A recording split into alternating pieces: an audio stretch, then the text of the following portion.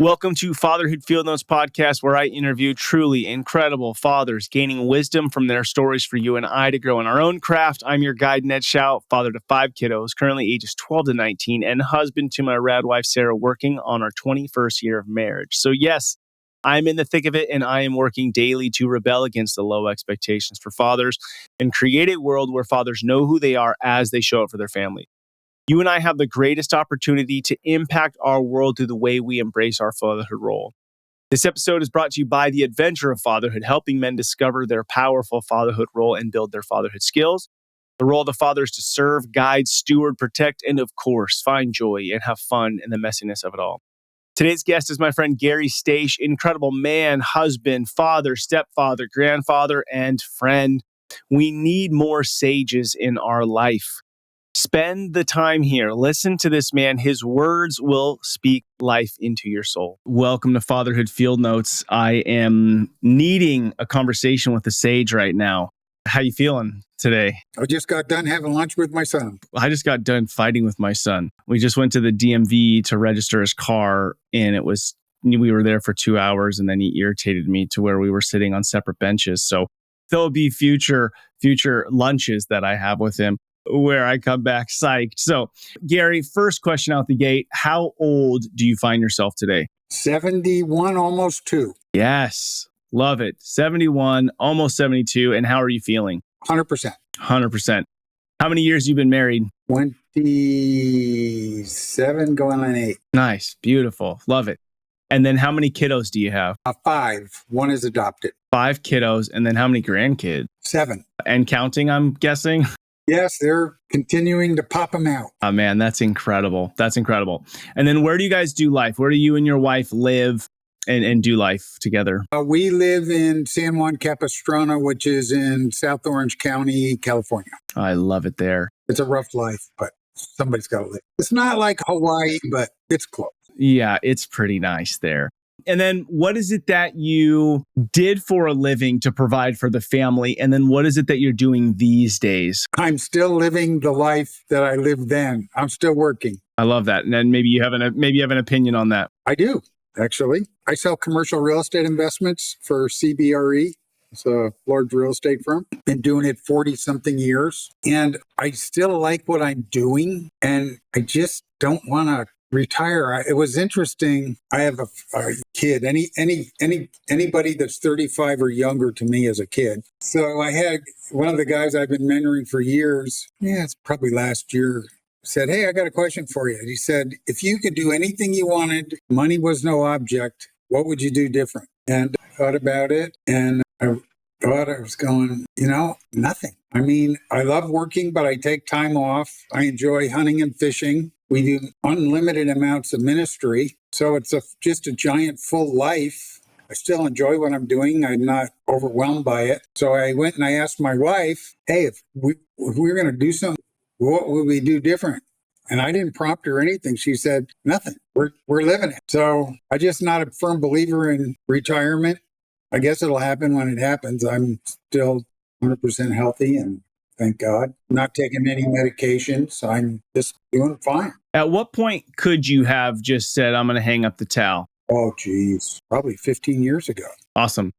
So, and I think that there are guys who are 42 who are kind of in the 30s, 40s, just thinking like, how do I retire when I'm 50? And it's like, for the sake of what?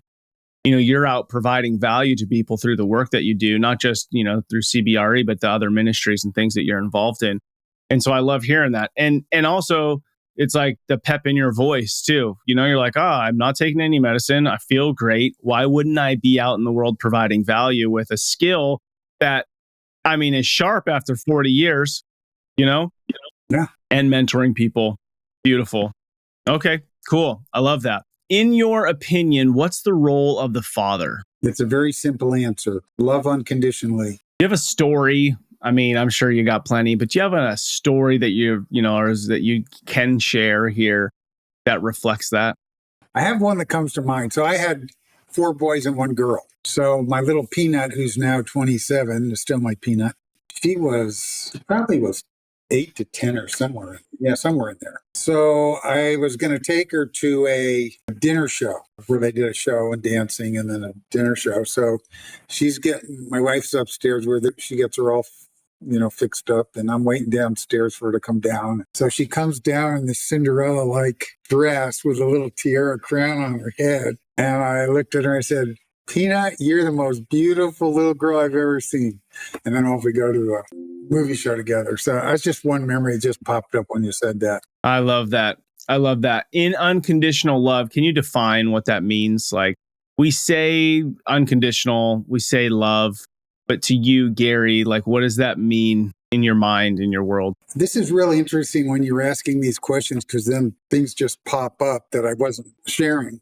So when I got married, I was 42. I was a bachelor for a long time, and I received the Lord while I was 32. So I was a little bit of a wild Indian. Okay. But then when I did get married, for those of you guys that aren't married, oh my God, I got so many stories. I ended up marrying a woman that was in my home fellowship group.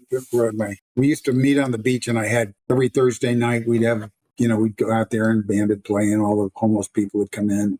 So anyway, she was in our home group. So I met her there in a church, and I always swore I was never going to marry anybody with kids. So who's ever listening, never say never. So it turns out she had 3 kids. Her husband had some issues, let me put it that way. And so I inherited 3 kids. Then I had one new one after that. And then we adopted another one, a black kid from a wonderful guy he's actually in England finishing up his graduate degree. Wow, cool. From Cayman Island.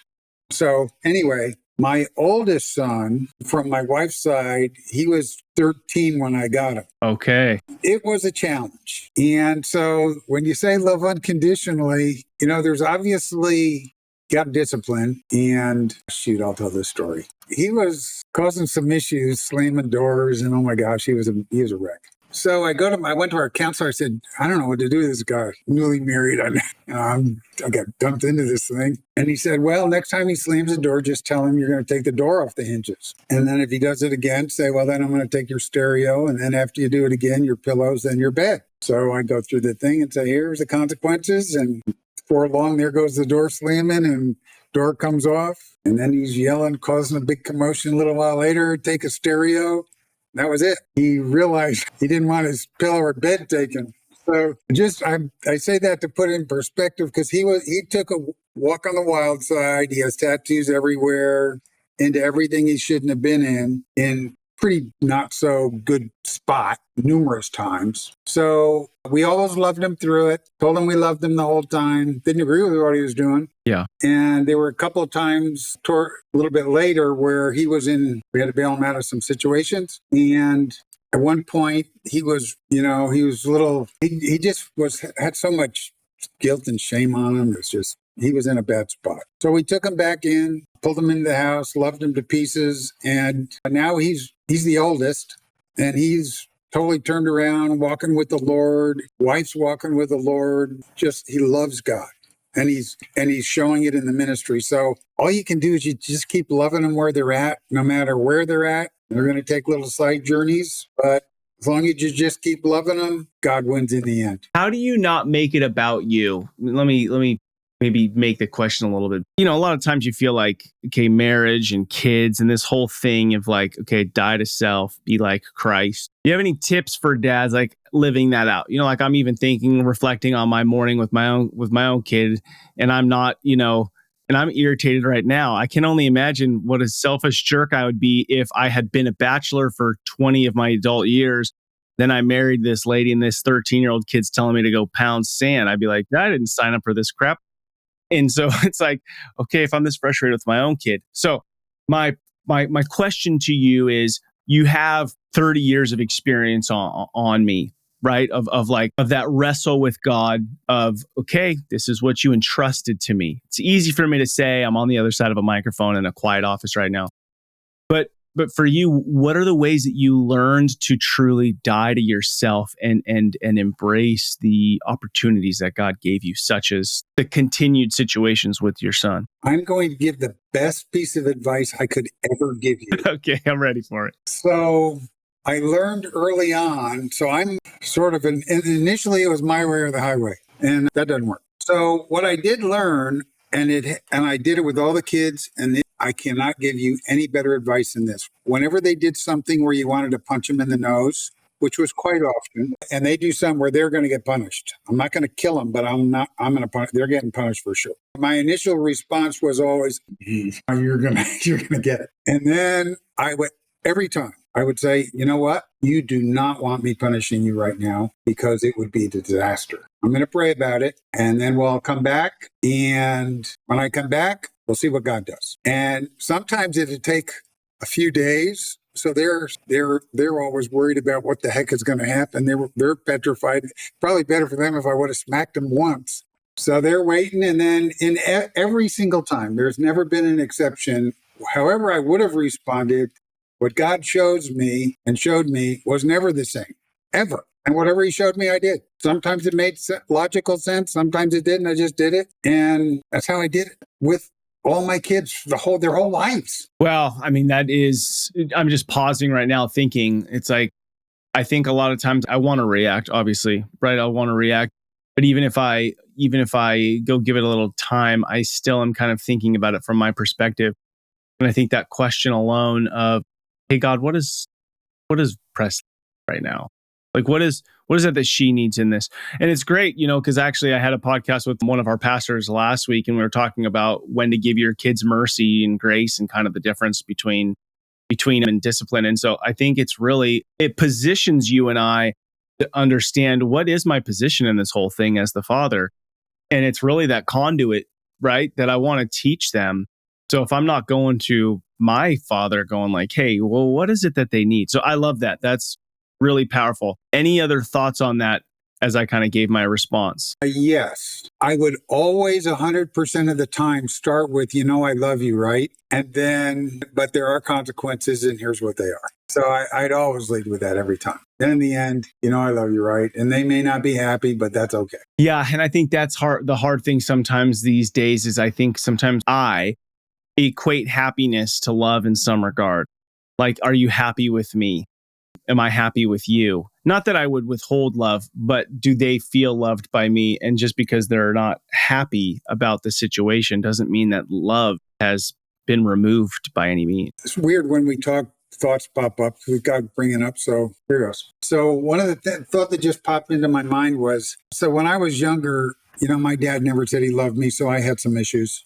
There's other issues besides that. But so when I got a family, I went overboard. I went completely the opposite way. In fact, my life verse is, God is love. Whoever lives in love lives in God and God in them. That's my life verse. So, which is what the enemy tried to steal when I was young, for sure. So with it's really strange with my all the kids. I got another story. I just, me, Nate, I tell stories till I drop. Yeah, keep cruising. You're good. I took my kid through Cub Scouts and then Boy Scouts, and then my youngest got an Eagle Scout. So I obviously I never missed a game. I might have missed 5 games for all my kids the whole time. I just go to everything that they were doing, I'm in. Well, on camping, I can remember he was in Boy Scouts, so he got his Eagle at 14. So he's probably 13. So everybody, dads are all sitting around the fire, and Paul just comes and sits in my lap. He's 13 or 14, whatever he was. I mean, that's just, and I had guys coming up to me going, how do you get your kid to do that? I said, I don't know. And up until he was probably 18, until he got too big, we'd go to a restaurant and he'd come and sit on my lap in the restaurant. It made no sense, I guess. Then he just got too heavy. I couldn't, he wouldn't fit. But that's an example, I guess, of showing love. Yeah, it's interesting. I notice with my, I'm very, wake up my girls, cuddle them, kiss them, whatever. But I noticed a few years ago with my son, because if you would have asked me 10 years ago, I would have been like, it's really important for the girls. And I would have said, yeah, it's important for the dudes, but not as. I actually don't know I think it's the same. But like my son loves a hug, and he'll hug you good morning. And so years ago, I won't let go first. And I don't think I verbally said that. But, sometimes I'm on a mission. I am every second of the day I'm on a mission to go do something.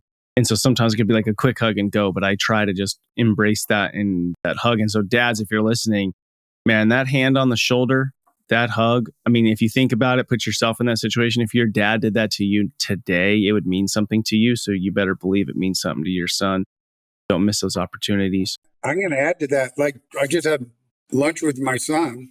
I kiss him every time. I kiss all my kids, all the boys. Every time I see them, I give them a kiss. Hello and goodbye.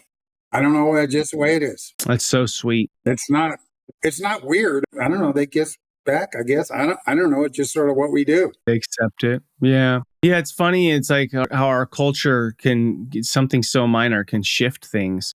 It's like, why don't, it can shift things. So it's beautiful when it doesn't. So Gary, talk to me about, if there was a guy listening right now who has stepped in as like a father who has kind of stepped into, having, married somebody with kids, maybe not their own.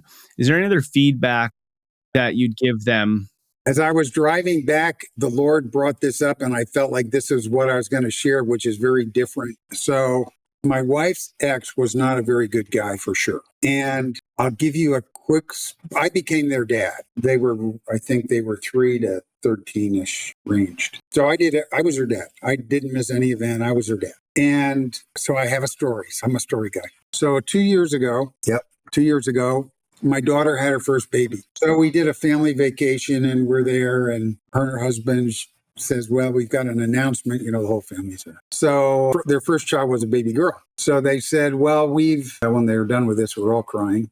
But when they said, we want to announce the name of our daughter. So first name was Eliana, but then my daughter said that, hopefully I don't cry on this. So she said, I always wanted to be a Stache, but I knew why you didn't adopt us, because it would have broken the family up and put us against our dad. So in honor of you, we've named the middle name of our daughter Stache. So her middle name is my last name. So it was really, I don't know how to explain what happened, but over time, we never said anything bad. We just loved on her ex. We loved on the kids. And then the next thing you know, I got invited to do a funeral hit their families, one of their things. And I would do the announcements. Whenever we had an event, we'd invite the ex and his girlfriend forever. And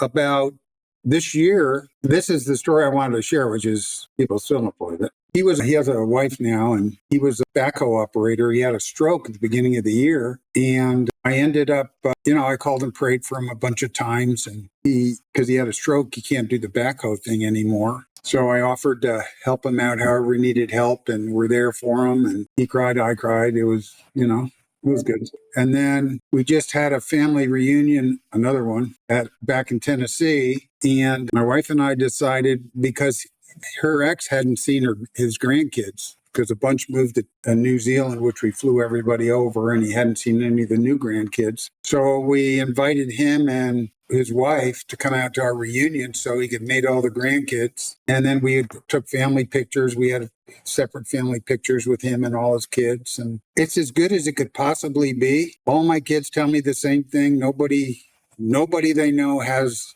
a family that turned out like ours that went through divorce. So all I can tell you is it's possible. If you've got the Holy Spirit in you and you can love them the way the Lord loves them. They're not going to be perfect for sure, but you end up having a love for their ex or whoever it is. And it's funny how it works out. And it's so much better for the kids. There was never any pull or nothing like that. Man, you make it sound simple, right? You just said a couple of sentences that it's like, oh, wow, like very simple, must be nice, or you're lucky, or whatever. But there's a couple words you use that I just want to pull out for people to pay attention to.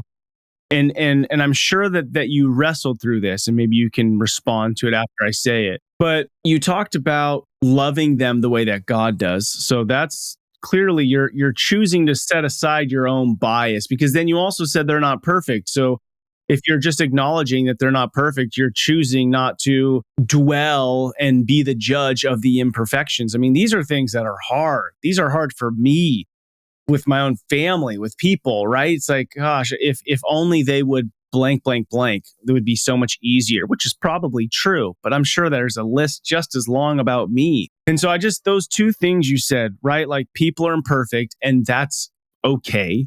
And then I want to love the way that God loves. And I mean, those things, Gary, not to give you a big old pat on the back, but I mean, it sounds as though you stepped in and were able to have patience. Because you also said, oh, you're like, I don't really know how it happened, but over time. And so much of us are just like, if I can't finish this project today, I'm irritated, right? And we're talking, it's been, 30 years for you of being able to have this conversation and say this. So, man, really, really beautiful time, patience, and loving the way God loves. What comes up for you, or what stories or things based on what I said? I know they just pop it up when you say that. So I can, my kids used to rollerblade. And so every weekend I'd go out and, video them, and then we'd show the videos and everything. So I've got them, jumping off roofs and doing all, Yes, I remember you talking about this before. I'm the guy that did that. So it's like whatever was a double dare, then you try it. And so we're showing these videos to Terry's brother. And so he sees, Chris doing this crazy ass thing. And he said, who on earth would let their kids do this and take a picture of them? And said, it was me. You're the one filming them. I've got them getting bashed and broken chins. But you're there the whole time and you're hanging with them. And I don't know, it's just the way it is. Did you ever have to, and I don't know, so the dynamic, but did your wife ever see something and not question oh, should you have let them do this? But did she have any kind of that pushback as a mom of, hey, this seems dangerous? And basically what I'm getting at is you have to go, hey, it's all right. Yeah, they're going to get hurt. I mean, did that ever happen? No, because she knew who I was. It's sort of probably like you. It's like, you're right. That's who you are. So they're probably going to end up that way. Well, I ask because it's funny. We're in this situation now. It's my son has the electric dirt bike and he's doing wheelies everywhere and he's good at them. And so he posts them on, Instagram and this, that, the other. And she sees them and she's kind of looking at me and I'm like, we're not going to say no to it. So I love that. So the thing that you did with these kids is what I want people to hear is, although you disciplined them and right, geez, taking off the door, it just seems like these days that stuff doesn't happen enough. It just doesn't quite happen enough and it needs to. But you're balancing it with, hey, I'm videoing you jumping off roofs on your blades. And then I'm also the guy who takes your door off. And I think that's what they're looking for from us, although they would never admit to it. No, they won't. No, they will not. So I want to ask this. Was there a point, how did you embrace fatherhood? Because you became a husband and a dad in a day. So was there a moment where you're like, because I could see easily being like, dude, I love this lady, but these kids are driving me nuts. And maybe that's true to some regard, but it doesn't. Was there a time where you said, I'm all in on these kids regardless? Or was that just not even a question as you stepped into that? Wasn't even a question. In fact, before I asked my wife to marry me, the day I asked her, I got all the kids together, asked them if I could marry her. And then we all went down and each person we all picked out, made a big bouquet of flowers together. And they even before we got married, they'd say to my wife, why don't you guys go out and do something? You're always doing it with us. So it just sort of never came up really. Wow. And it's funny though, because you said you'd never date somebody who had kids, but you always wanted to be a dad, I'm guessing. Yeah. Tell me, you mentioned your own dad, just the kind of lack of using the words, I love you. I like to ask my guests, what's something you loved about your dad? And then what's something you wish he changed? And I ask the question because I want us to all realize that our kids could be asked this question when they're 42 or 72 and they're going to have an answer. So it matters how we show up. So for you, what would your answers be? Well, my dad loved nature and the outdoors, and I've got the bug. Nice. That's me. I do not like big cities. I grew up in the country, so I live to hunt and fish, and I love the outdoors. So he gave me that, and boy, what a treasure. And the other thing he gave me, which was his sense of family. He always put the family first. He'd always say family first. Oh, for sure. What gave him that mindset? I don't know. He was the only child, so maybe he had something. I really don't know. Did he have a good dad? I think so. German, if you get the German. My dad was John Wayne. I mean, everybody called him John Wayne. He was that kind of guy. He was like rough, tough. He was John Wayne. But it sounds like he didn't prioritize work over family. No. What did he do for a living? He worked at IBM as he ran the manufacturing plant for IBM. So, wow, family first, that's huge. Especially, it's funny because I was sitting with a lady last night. My wife's aunt was over for dinner last night. She was talking about her parents and how we were kind of talking about it felt like that age. So kind of like your parents, kids were more of like a couch or it wasn't something you had relationship with. Whereas nowadays we do, but it sounds as though your dad had family first as a priority, which is really cool. He wasn't a great communicator, but we did, a lot together. Yeah. So we played baseball and we'd do family baseball things in the neighborhood and hunting and fishing, camping every summer. He was tough. Okay. So is that what you would change, is the toughness? No, not at all. I wouldn't change that in a minute. The only thing I would change is if he would have told me, I got to tell you this story.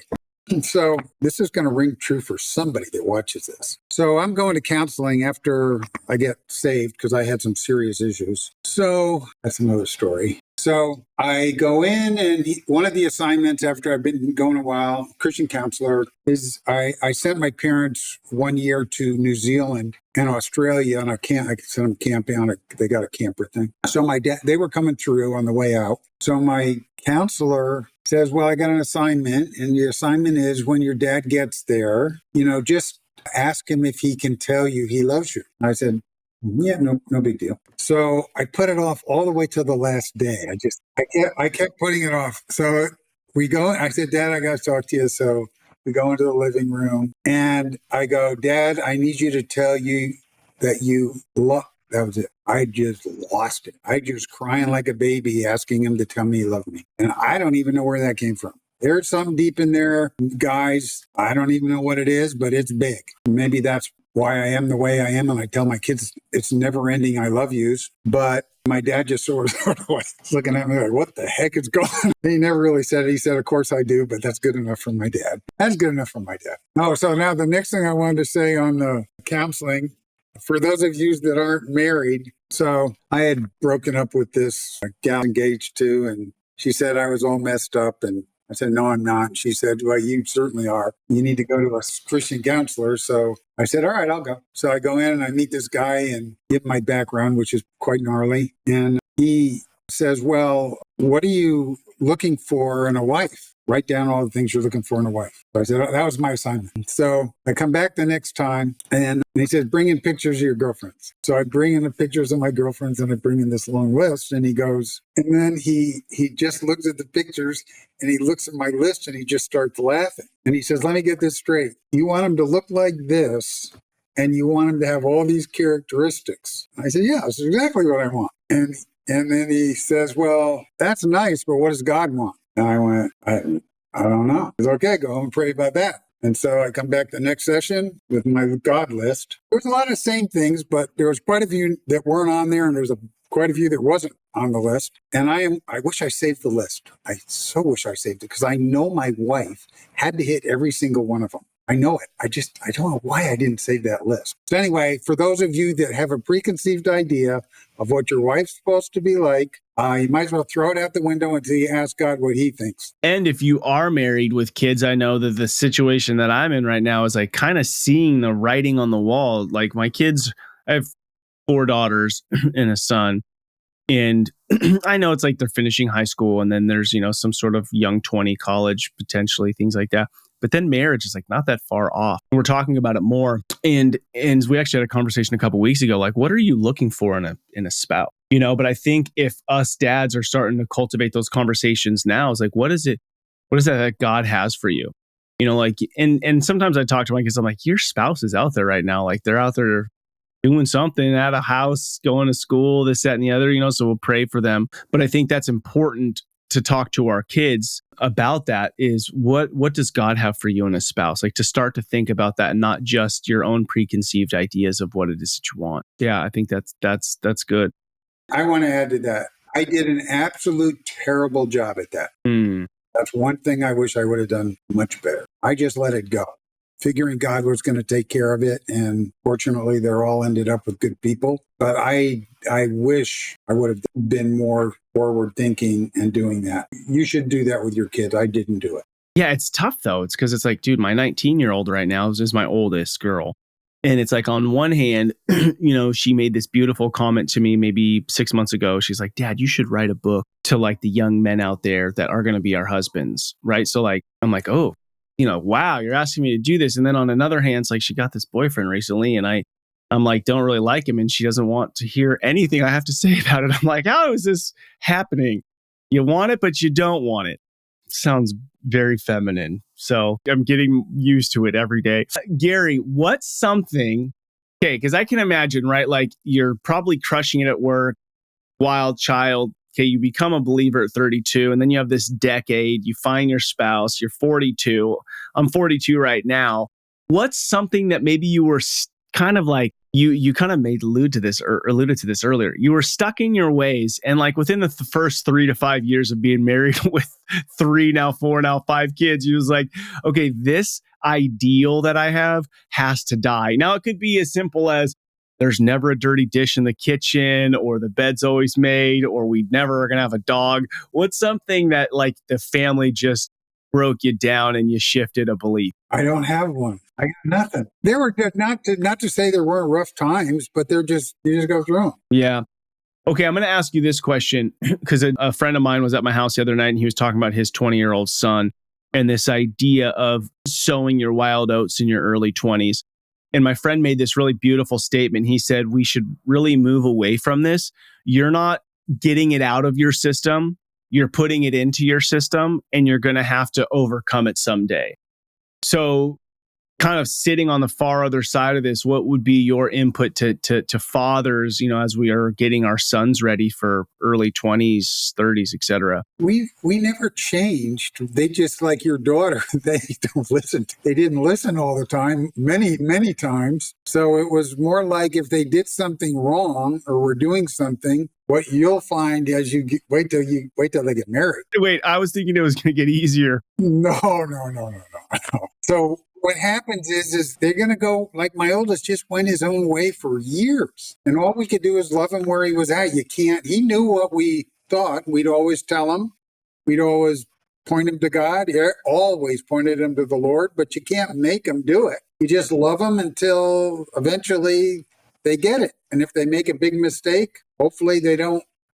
It'll get better later. But the thing that's interesting on when they get married is then you got grandkids, and then they're sort of running the family the way they think it should be run, right?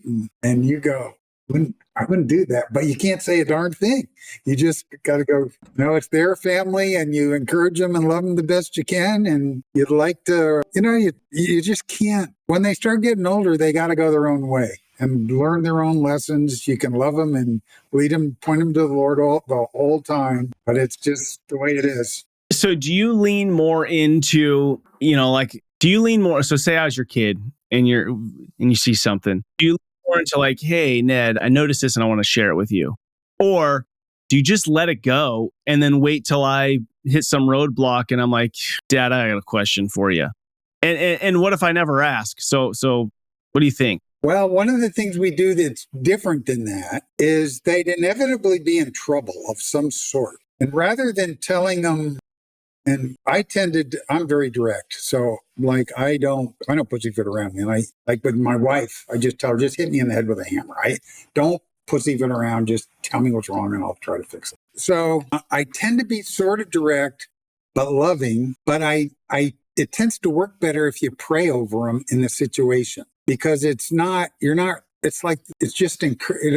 loving and encouraging, however it comes out, in whatever the problem they're in. So what about adult children? Are you kidding? Then more. But you're not coming to them saying, hey, I noticed, the way you talk to your kid or this, that, or the other. You're just... Oh, you cannot do that. Yeah, that's what I thought. You can try to model something for them, but you can't. No, they're on. That's their deal. Man, and I'll tell you this has been huge for me the last, I think this like came to me a couple weeks ago. And I've been married 21 years. We're on our 22nd year right now. So we've been married a bit. And I talk about how important marriage is in the family. Like, marriage is really important, blah, blah, blah. But then I had this question. It's like, is my marriage something that my kids are falling asleep at night going, man, I really want to have what mom and dad have? And I got to tell you, I would say that there's a few days that the answer is no. Yeah, but overall, it's yes. Overall, it's yes. But I think it's like one of those things, because you brought up modeling. It's like, if I'm concerned about their stuff, if I'm concerned about who they're going to marry in 5 or 10 years, worrying it sure ain't going to do anything. Praying about it's great, but working on my own marriage and investing in that's probably the best darn thing I could do right now to model something that's worthy of wanting to be mimicked. Yeah. Great. Okay, let's see here. Let's see. The podcast is called Fatherhood Field Notes. You're doing it just, stories popping in your head, sharing your life's field notes with us. The mantra behind it is rebel and create. As men, we want to be rebellious, not for the sake of like being destructive, but to fight against something to then create something beautiful in its place. So for you, what's something that's either a life mission or something currently that you're rebelling against, and you hope to create what in its place? iPhone. Yeah. I'm turning it off before I go to bed, and it's off, because otherwise I get in it. And the other thing I'm doing is I don't have any social media, so that's not a problem for me. But I'm not perfect by any stretch, but I'm trying not to get all enamored with everything that's going on in the world.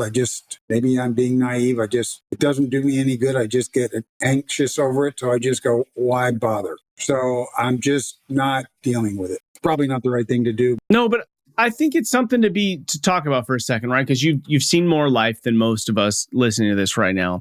I think we can get really caught up in things that we don't have control over. And so I don't think we should put our heads in the sand.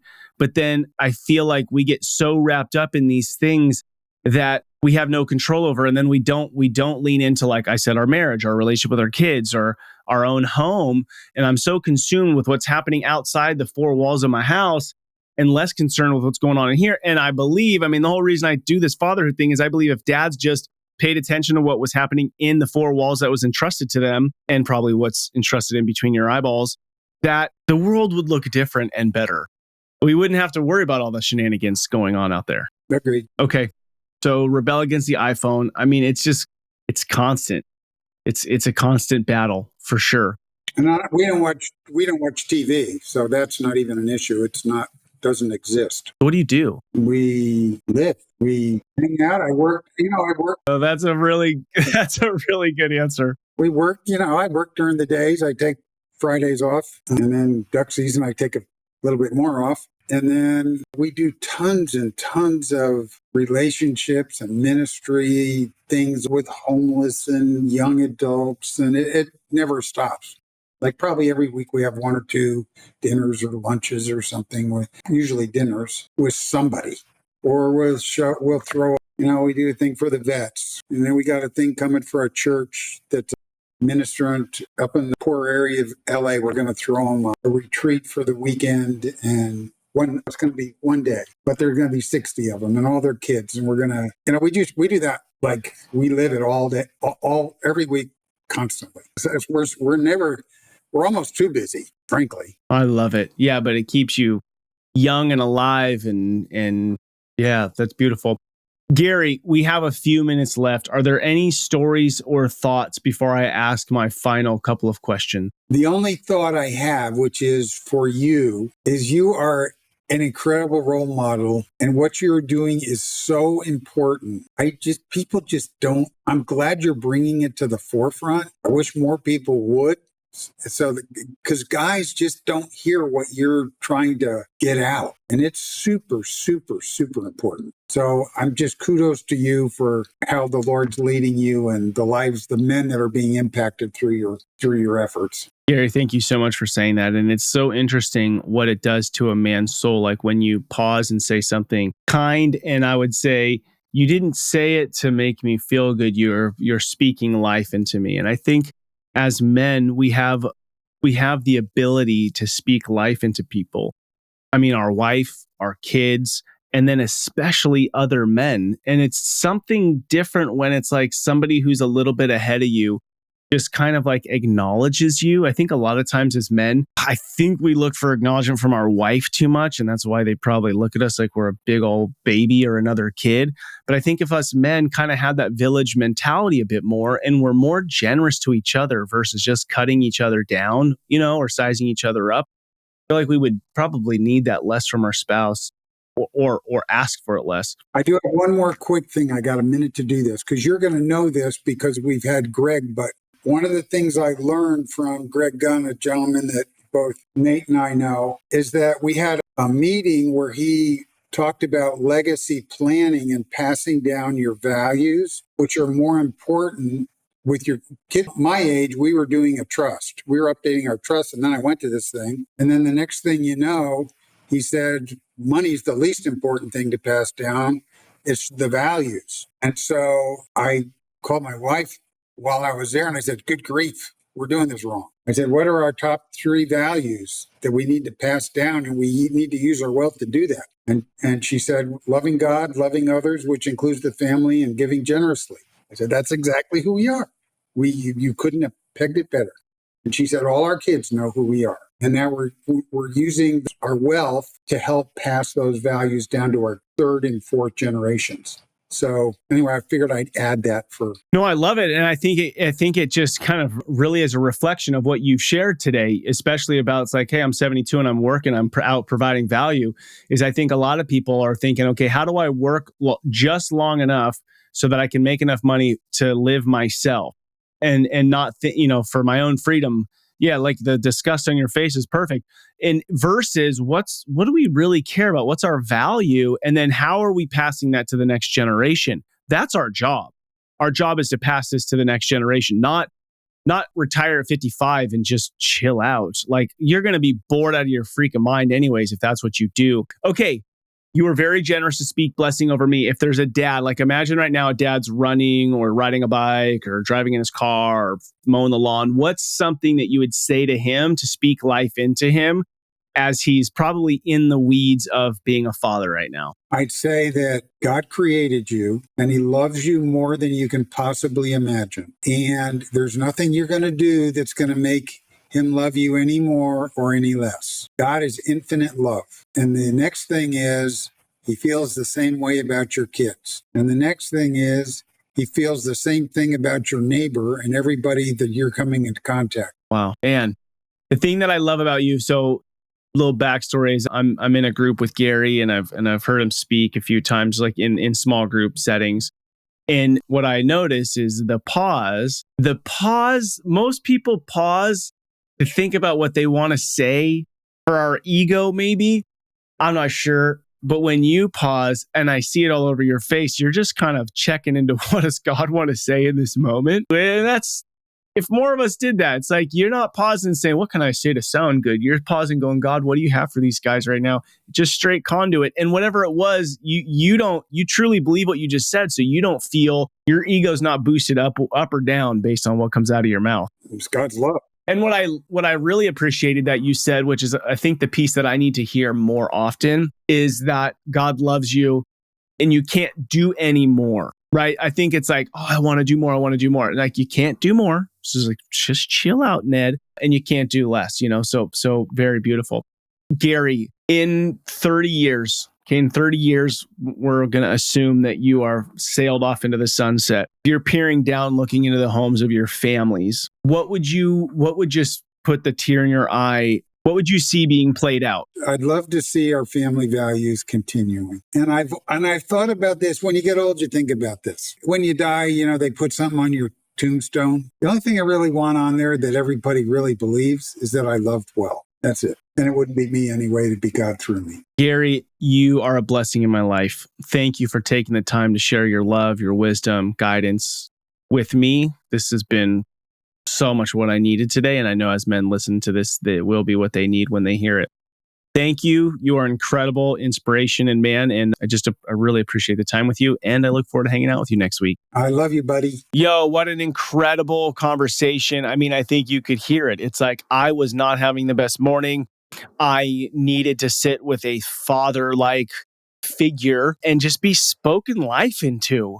Like we need that. And I love that you're here, truly grateful, and that you can listen in. And I highly encourage you to go find some Garys to go sit down and have a coffee with or have lunch with and just come down with some questions to basically do what I just did. One, it's going to give them life and it's going to give you a ton of life, but we need men like this speaking into our lives. So many things, but I mean, really understanding that those around us are not perfect, that I am not perfect, that I want to love someone the way that God loves them, that I want to see someone the way that God sees them. You just feel a sense of peace from Gary, a sense of unhurried grace, just like, here I am.